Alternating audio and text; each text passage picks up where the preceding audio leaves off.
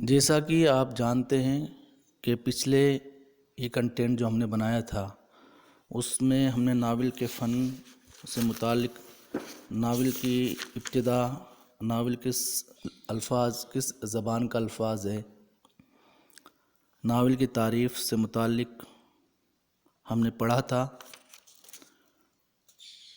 اب ہم اگلا جو ہمارا یہ کنٹینٹ ہے اس کا جو موضوع ہے اس میں ہم ناول کے اجزائے ترکیب سے متعلق پڑھیں گے۔ جیسا کہ آپ سبھی جانتے ہیں کہ داستان کے بعد جو اصناف نے اردو ادب میں آنکھیں کھولی وہ افسانہ نگاری، ناول نگاری ہے۔ داستان کے جو اہم جز طوالت اور مافوق الفطرت عناصر جس کو ناول نے ایکسیپٹ نہیں کیا، نہیں اپنایا، ان دونوں سے قطع تعلق کیا، لیکن جو داستان کا اہم جز قصہ گوئی یا قصہ نگاری اس کو ناول میں اپنایا گیا۔ ناول کے جب ہم اجزائے ترکیبی کی بات کرتے ہیں، جن چیزوں میں ناول کا ہونا ضروری ہے ان کے اندر قصہ، پلاٹ، کردار نگاری، مکالمہ نگاری، منظر کشی اور نقطہ نظر، ان کا ہونا ناول کے لیے لازمی ہے۔ سب سے پہلا جو اس کا جز ہے وہ ہے قصہ یا کہانی۔ ناول کی بنیاد کسی نہ کسی واقعے، کسی نہ کسی قصے پر ہوتی ہے۔ ناول میں قصہ بلکہ قصہ پن نہ ہو تو اس میں دلچسپی ہی نہ رہے۔ ناول وجود میں ہی اس طرح آتا ہے کہ کوئی قصہ، کوئی واقعہ وجود میں آیا اور اسے لکھ دیا گیا۔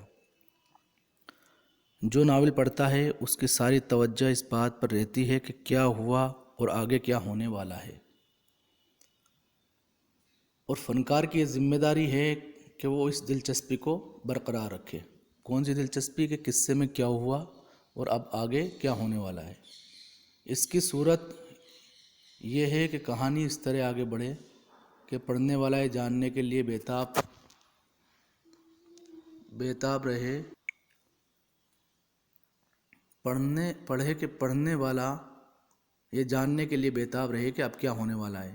گویا کہانی پن برقرار رہے۔ کچھ عرصہ قبل فکشن لکھنے والوں نے کہانی سے چھٹکارا پانے کی کوشش کی۔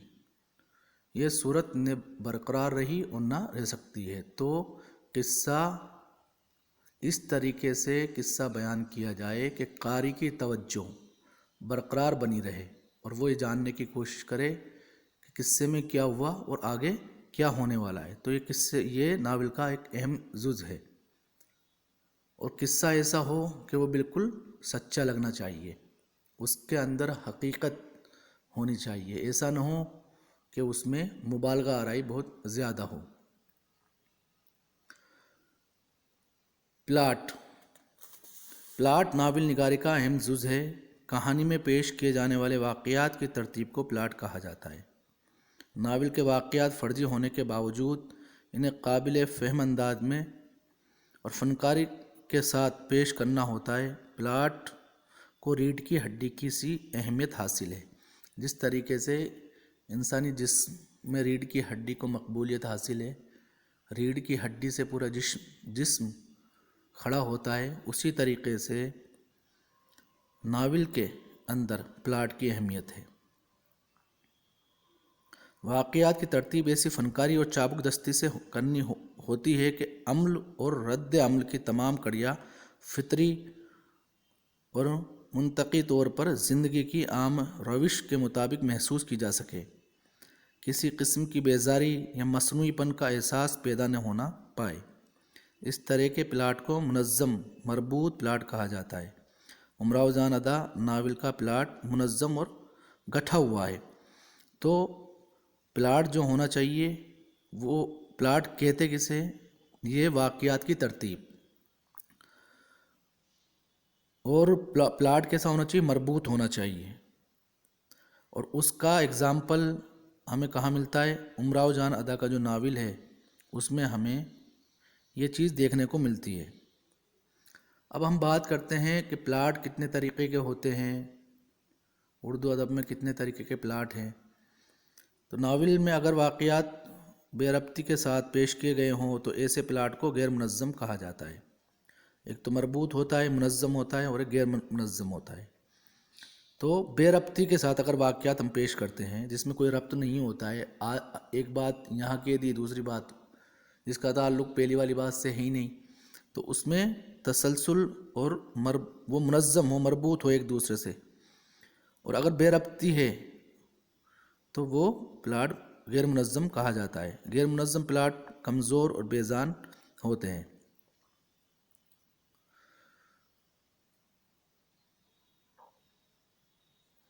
ناول کے تمام واقعات اگر ایک ہی قصے سے وابستہ ہوں تو سادہ پلاٹ کہا جاتا ہے۔ اس کے برعکس اگر ایک سے زیادہ قصے ہوں تو اسے مرکب پلاٹ کہا جاتا ہے۔ اگر ہم اس کا اگزامپل لیں تو پریم چند کے ناول گودان کے واقعات دو کہانیوں سے وابستہ ہے، ایک دیہات کے کسان کی زندگی اور دوسرے شہر کی زندگی۔ تو دو طرح کے پلاٹ ہوتے ہیں، منظم پلاٹ، مربوط پلاٹ اور غیر منظم پلاٹ۔ اگر واقعات میں تسلسل اور واقعات میں بے ربطی ہے تو غیر منظم کو کہیں گے ہم۔ تو یہ بھی ناول کا ایک اہم جز ہے۔ اب ہم بات کرتے ہیں کردار نگاری۔ کردار نگاری ناول کا تیسرا اہم جز ہے۔ ناول میں جو واقعات پیش آتے ہیں ان کے مرکز کچھ جاندار ہوتے ہیں۔ ضروری نہیں کہ یہ انسانی ہوں، حیوان سے بھی کام لیا جا سکتا ہے۔ یہ افراد قصہ کردار کہلاتا ہے۔ یہ جتنے حقیقی یعنی اصل زندگی کے قریب ہوں گے ناول اتنا ہی کامیاب ہوگا۔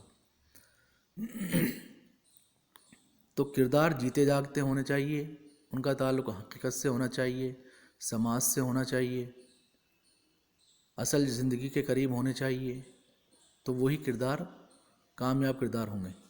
کردار دو خانوں میں تقسیم کیے جاتے ہیں، ایک پیچیدہ راؤنڈ، دوسرے سپاٹ۔ انسان حالات کے ساتھ تبدیل ہوتا ہے، نہ ہو تو اس میں اور مٹی کے۔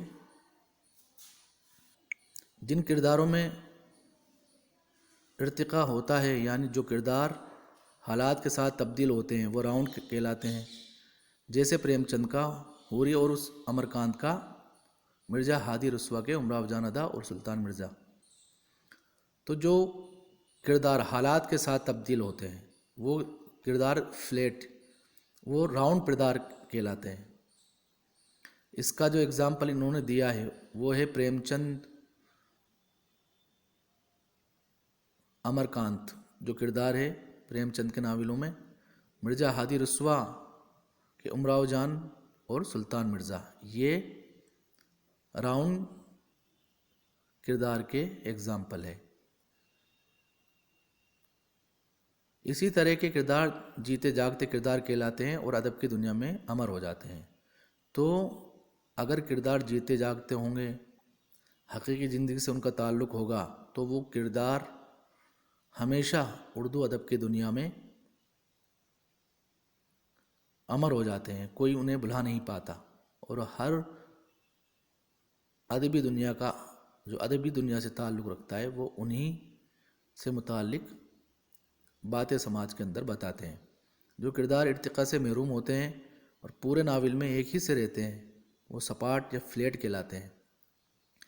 جو حالات سے اپنے آپ کو نہیں بدلتے، حالات کو دیکھ کر اپنے اندر ان کرداروں میں تبدیلی نہیں آتی، تو وہ کردار فلیٹ کہلاتے ہیں۔ نذیر احمد کے مرزا ظاہر دار بیگ اور سرشار کے خوجی اس کی مثال ہے۔ یہ دلچسپ ہو سکتے ہیں مگر سچ مچ کے انسانوں سے ملتے جلتے ہو سکتے ہیں۔ تو ایک کامیاب ناول کے لیے ضروری ہے کہ کردار جیتے جاگتے ہو، ان کا تعلق اصل زندگی کے قریب ہو، حقیقی زندگی سے ان کا تعلق ہو، تو وہ کردار اردو ادب کی دنیا میں امر ہو جاتے ہیں۔ تیسرا، اس کے بعد جو ناول کا اہم جز ہے وہ مکالمہ نگاری ہے۔ مکالمہ نگاری پر بھی ناول کی کامیابی اور ناکامی کا بڑی حد تک دار و مدار ہے۔ ناول کے کردار آپس میں جو بات چیت کرتے ہیں اس کو مکالمہ کہلاتی ہے، مکالمہ نگاری کہلاتی ہے۔ جو بات آپس میں ہوتی ہے، جو کمیونیکیشن ہوتا ہے، وہ مکالمہ نگاری کہلاتا ہے۔ اسی بات چیت کے ذریعے ہم ان کے دلوں کا حال جان سکتے ہیں اور انہی کے سارے قصے آگے بڑھتا ہے۔ مکالمے کے سلسلے میں دو باتیں ضروری ہے۔ ایک تو یہ کہ مکالمے غیر ضروری طور پر طویل نہ ہوں، بڑے نہیں ہوں، لمبے چوڑے نہ ہوں اور قاری انہیں پڑھنے میں اکتا جائے۔ دوسری بات اس سے بھی زیادہ ضروری ہے، وہ یہ ہے کہ مکالمہ جس کردار کی زبان سے ادا ہو رہا ہے اس کے حسب حال ہو۔ مثلاً عالم کے مکالمے ایسے ہو جیسے پڑھے لکھے آدمی کے ہو سکتے ہیں۔ یہ بھی خیال رکھنا چاہیے کہ مکالمے کردار کی ذہنی کیفیت کے آئینہ دار ہوتے ہیں۔ تو یہ بات ہمیں اپنے ذہن میں رکھنی چاہیے کہ مکالموں سے ہی کردار کی ذہنی کیفیت کا پتہ چلتا ہے، وہ اس کا آئینہ ہوتے ہیں۔ مثلاً کوئی شخص غصے کے عالم میں گفتگو کرتا ہے تو اس کا انداز بیان کچھ اور ہوتا ہے، خوشی کی حالت میں کچھ اور۔ کامیاب فنکار مکالمے لکھتے وقت ان باتوں کا دھیان میں رکھتا ہے۔ نذیر احمد، سرشار، رسوا، پریم چند ہماری زبان کے نہایت کامیاب مکالمہ نگار ہیں۔ اردو ادب کے جو کامیاب مکالمہ نگار ہیں ان میں نذیر احمد کا نام آتا ہے، سرشار کا نام آتا ہے اور پریم چند کا نام آتا ہے۔ منظر کشی سے ناول کی یہ اگلا جو جز ہے، جو اجزائے ترکیبی ہے ناول کا، وہ منظر کشی ہے۔ منظر کشی سے ناول کی دلکشی اور تاثیر میں اضافہ ہوتا ہے۔ منظر کشی کا کامیاب ہو تو چھوٹا قصہ بھی سچا لگنے لگتا ہے۔ امراؤ جان ادا میں رسوا نے خانم کے کوٹھے کا نقشہ ایسی کامیابی کے ساتھ کھینچا ہے کہ پورا ماحول ہمارے پیش نظر ہو جاتا ہے۔ تو منظر کشی بھی ناول کا ایک اہم جز ہے، اور منظر کشی اس طریقے سے کی جانی چاہیے کہ ہمیں ایسا لگے کہ وہ ہمارے آنکھوں کے سامنے وہ منظر چل رہا ہو۔ پریم چند کو بھی منظر نگاری میں بڑی مہارت حاصل ہے۔ جو ناول نگار ناول میں حقیقت کا رنگ بھرنے کے لیے نہیں بلکہ صرف منظر نگاری کا کمال دکھانے کے لیے مختلف موسموں اور مقاموں کی تصویر کھینچتے ہیں، وہ ناول کی وہ نقصان پہنچاتے ہیں۔ تو منظر کشی بھی ناول کا ایک اہم جز ہے۔ منظر کشی کے نقطہ نظر سے امراؤ جان ادا ایک کامیاب ناول ہے۔ اس کے بعد جو ناول کا جز ہے وہ ہے نقطہ نظر۔ نقطہ نظر جس میں خون کی طرح فنکار کے قلم سے نکلی ہوئی ایک سطر میں جاری و ساری ہوتا ہے۔ ہر انسان اور خاص طور پر فنکار کائنات اور اس کی ہر شے کو اپنے زاویہ نگاہ سے دیکھتا ہے، ہر معاملے میں اپنی ایک رائے رکھتا ہے۔ جب وہ کسی موضوع پر قلم اٹھاتا ہے تو گویا اس پر اپنے خیالات کا اظہار کرتا ہے اور اپنا نقطہ نظر واضح کرتا ہے۔ وہ پختہ کار ہے تو اپنی رائے کا برملا اظہار نہیں کرتا، وہ خود کچھ نہیں کہتا بلکہ قاری سے وہ بات کہلوا لیتا ہے جو اس کے اپنے دل میں ہے۔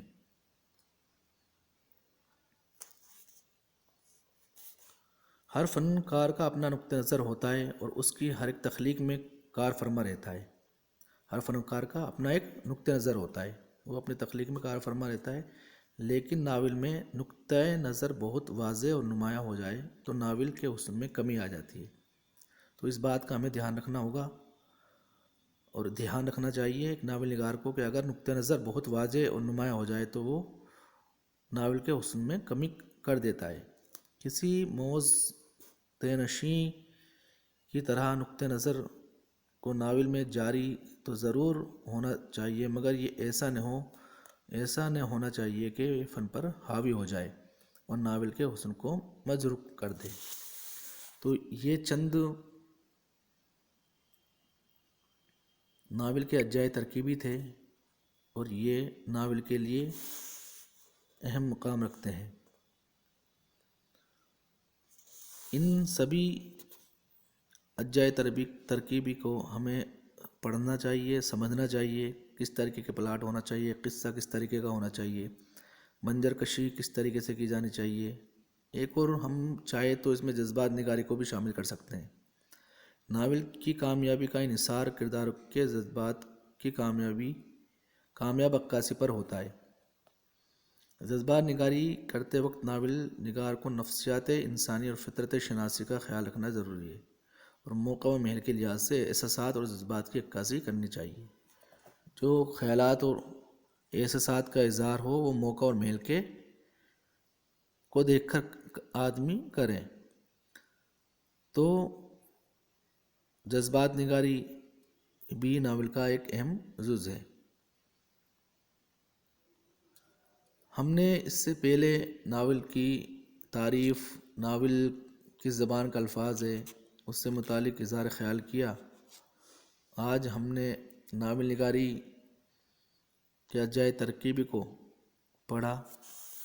اب ہم اگلے جو یہ کنٹینٹ بنائیں گے اس کا جو موضوع ہوگا اس کو ہم ناول کی ارتقاء سے جوڑیں گے، تاکہ ہمارا ناول نگاری پوری طریقے سے کمپلیٹ ہو جائے۔